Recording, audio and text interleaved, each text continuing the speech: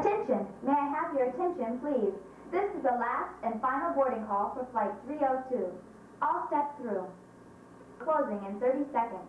All passengers step through now. Doors will be closing in 30 seconds. Please follow the signs to your compartment. Before entering, please remove any hard-soled footwear. Please enter your compartment now. Thank you.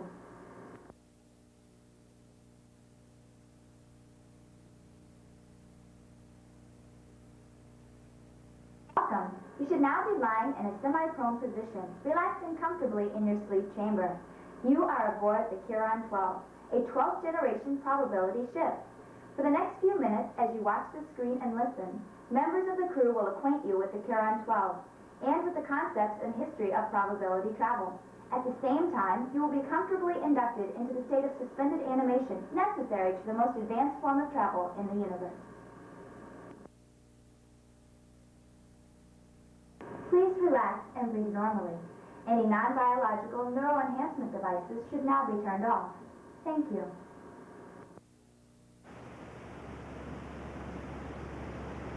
Current insurance regulations require that all probability passengers register a personality print before induction into suspended animation. Unless an exemption has been previously granted, personality prints taken may be used for medical purposes only.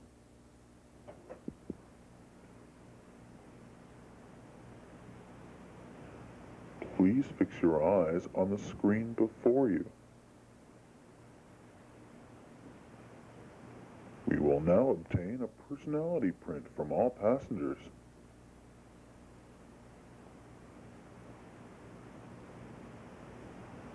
Please continue to relax and fix your eyes on the pattern.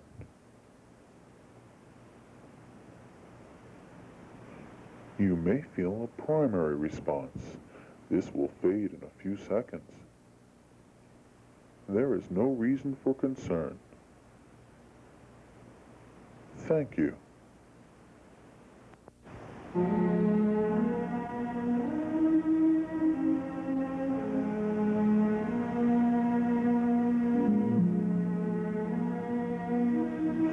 Greetings and welcome aboard from the captain and crew of the Huron 12, a privately owned 12th generation probability vessel registered on Tycho Base 3.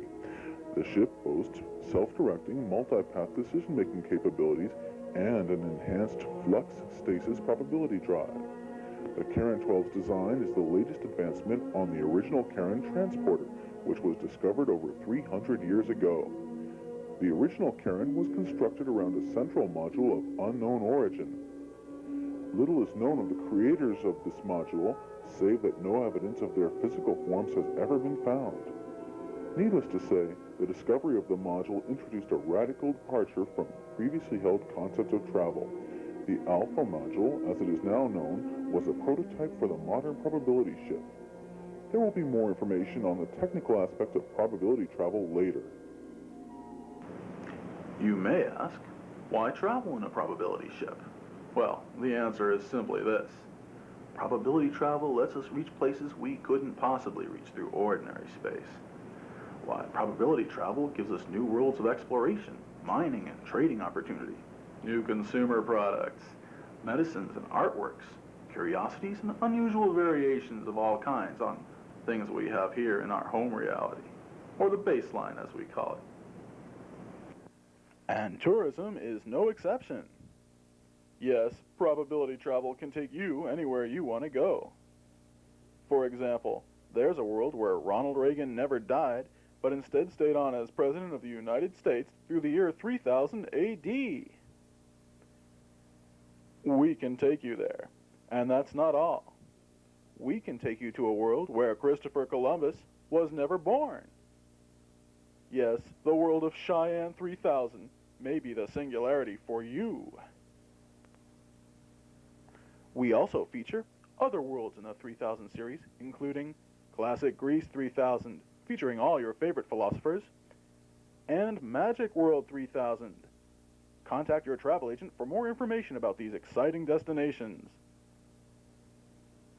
Here's your crew to answer some frequently asked questions about probability travel.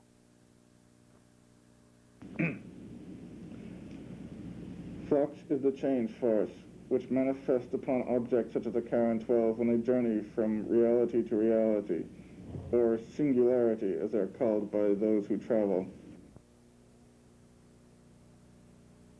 Very. Flux can alter anything passing through it in unusual ways.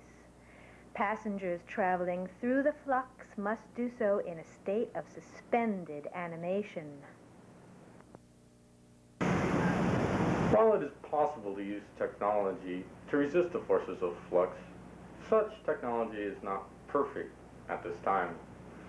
As a thinking mind passes through various probabilities, the flux tends to alter it to match each new reality. The normal human mind tends to resist such changes. The result can range from personality damage in the form of PSS, probability shear syndrome, to in extreme cases, death. During suspended animation, the mind is unaware of external reality and does not damage itself by resisting the stresses of flux. Physical changes may also occur. However, passengers and cargo are placed in specially shielded areas central to the ship. Each crew member has been genetically engineered by skilled craftspersons to be probability sensitive and flux resistant. By imperial federate law, flux sailors are classified as third-order sapients, possessing full right of self-determination. Because of our almost total adaptation to flux space, we flux sailors are unable to remain within any one reality for more than a few cycles. We will be returning to the information portion of our orientation in a few moments, but now we would like to turn our attention to you, our passengers. As you relax, continuing to breathe normally and keeping your tongue comfortably away from your teeth, we will introduce into your sleep chamber a generated stasis field. Please watch the patterns on the screen. Thank you.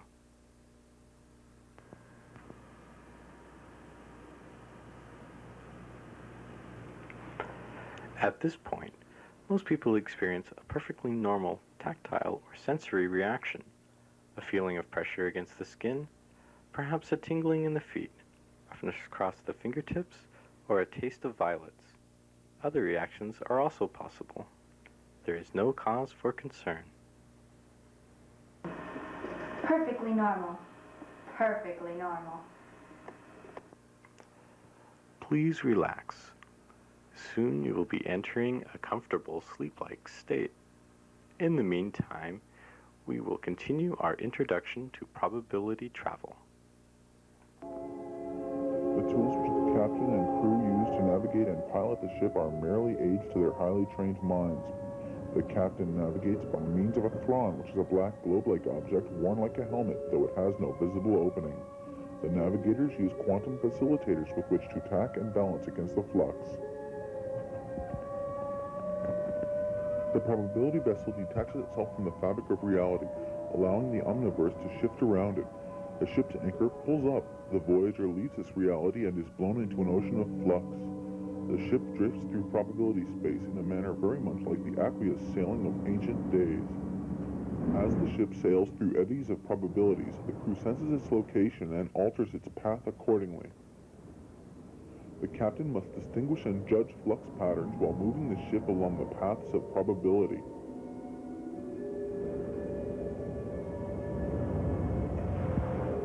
When the ship nears its scheduled destination, its reality anchor is activated.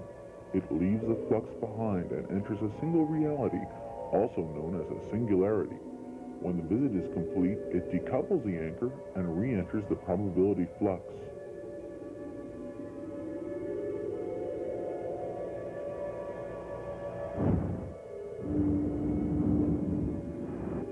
By now you have more than likely entered a comfortable dreamless state or are just about to. For your comfort, the computer will provide soft music and mild sensory stimulation throughout the duration of travel. When we next speak to you, we will have reached our destination.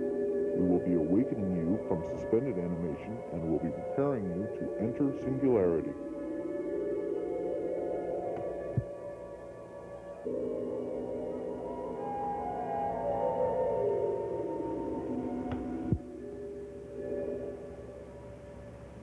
Hello.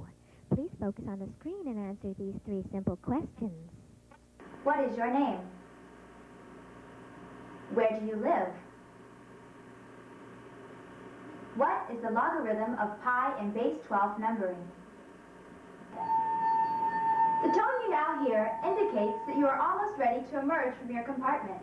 Please wait for the conclusion of the images on the screen before leaving.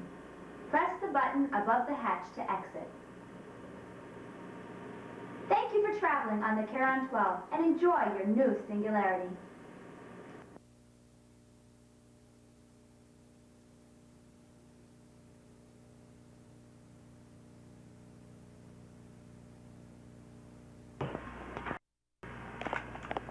Script by Peter Maranci and L. Folstein. Lois Oh, Folstein. right. You never guess who the videography's by? Yes, none other than Scott Ferrier. A beautiful bug. A wonderful pet. Put it in its home. Yes.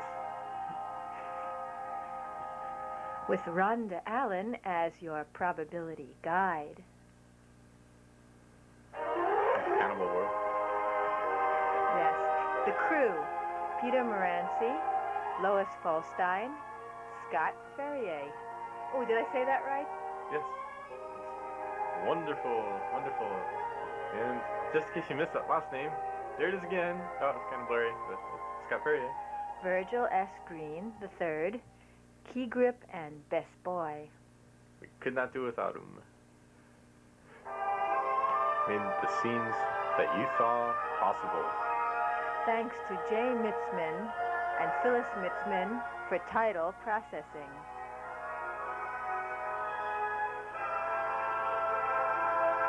If there were any technicals, Pete did it. Okay, well, we set this up really well.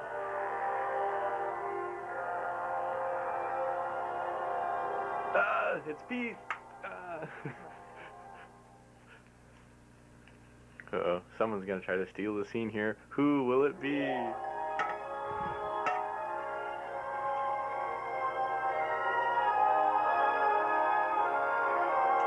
No?